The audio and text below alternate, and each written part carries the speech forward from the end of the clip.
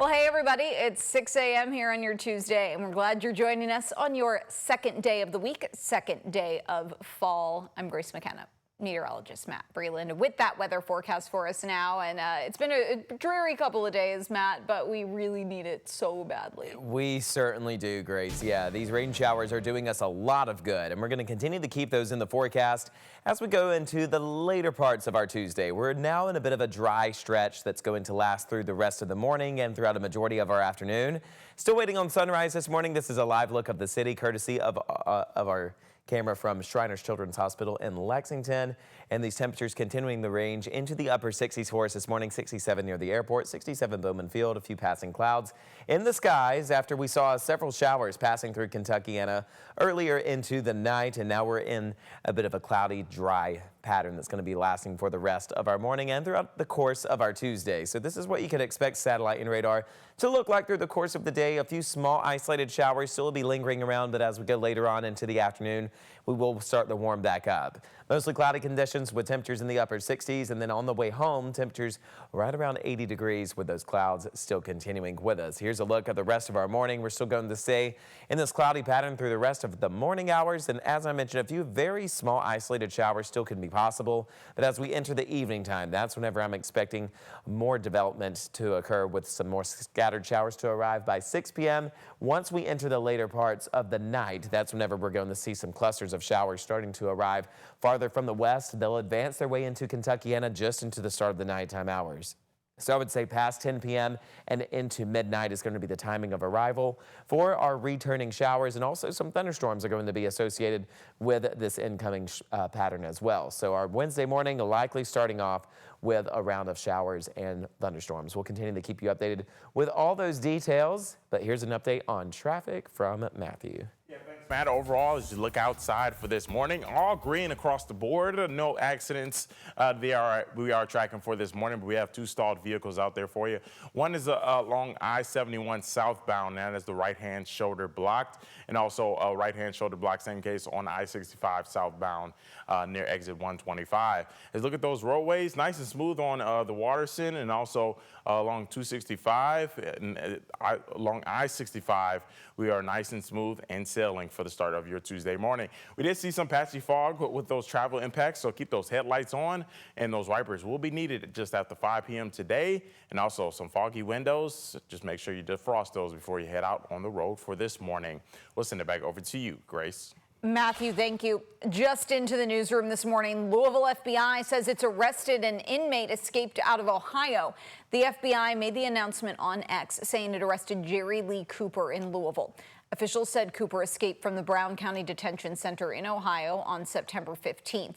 At the time, he was awaiting trial for his alleged role in a murder for hire. The FBI says Cooper was in Mason County until yesterday when two people allegedly picked him up and took him to Louisville. The Mason County Sheriff's Office also arrested Marlana and William Strasbaugh of Mason County on charges of hindering prosecution or apprehension. They may also face other federal charges. And new this morning, a man is dead after a crash on the Watterson in West Louisville. It happened around 10:30 last night. LMPD says a car was traveling eastbound on I-264 between Bells Lane and Dumanil when the driver hit a man who was walking in the road for an unknown reason. The driver stopped and called for emergency assistance, but the victim died at the scene. LMPD says charges are not expected. Our big story this hour, keeping the lights on and salaries paid at JCPS. The school district now has a January deadline to figure out its $188 million deficit. The finance department says even with cuts, they're going to have to take drastic measures. WHAS11's Alex Dieterer and photojournalist Aspen Hester have the story.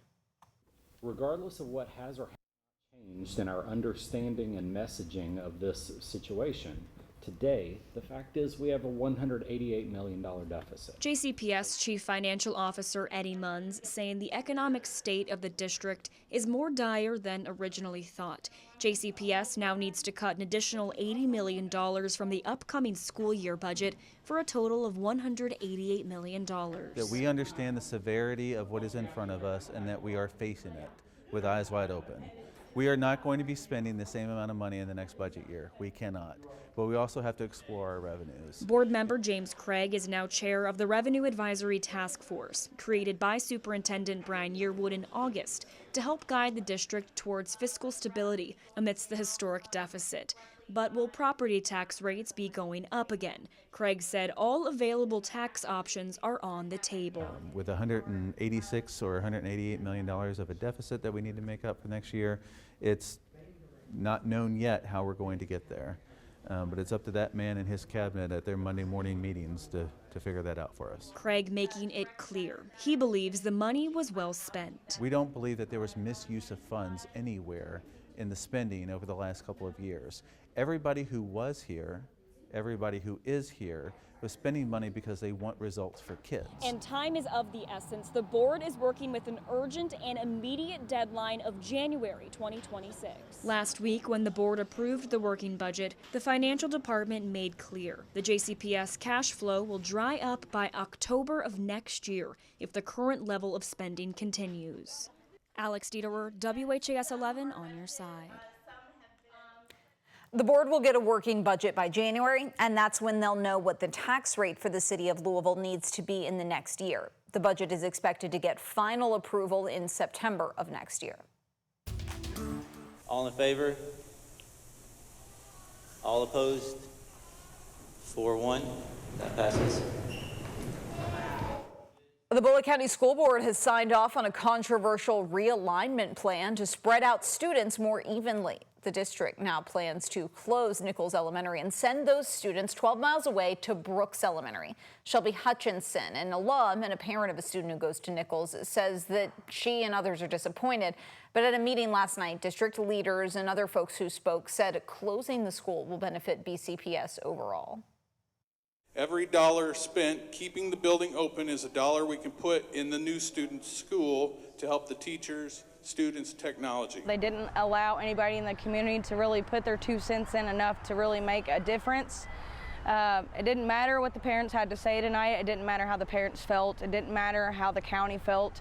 They had their own decision made, and they were not taking into account what any of us felt. Superintendent Jesse Bacon promised the building would still be used for the community in some way. Happening today, funeral services for former Jefferson County Clerk Bobby Holtzclaw. Holy Spirit Catholic Church is holding a mass at 10 this morning before a burial at Calvary Cemetery. Holtzclaw died about 2 weeks ago at the age of 81. She had served as county clerk since 1999. All branches of the Jefferson County Clerk's office will be closed today for the funeral, and offices in nearby counties will take Jefferson County customers to compensate. In lieu of flowers, memorial contributions can be made to the WHAS Crusade for Children. For more information, visit us at WHAS11.com. It's a new era for the Louisville Metro Police Department. Officers started moving into their new headquarters on West Chestnut Street yesterday. LMPD's Honor Guard held a flag-raising ceremony in front of the new location, once the site of Louisville's AT&T Executive Building. The old headquarters at 7th and Jefferson, LMPD's home for almost 70 years, were demolished in 2023. The Louisville Mayor Craig Greenberg says the physical, mental, and social benefits of the new space are integral to the department's health. Throughout all of Louisville, we expect our police department to be the best. And if we expect our police department to be the best, we have to support the hardworking men and women of our police department with the best. And today's building is another step in that direction. Some floors of the building are still under construction. A full move is expected to take 2 years.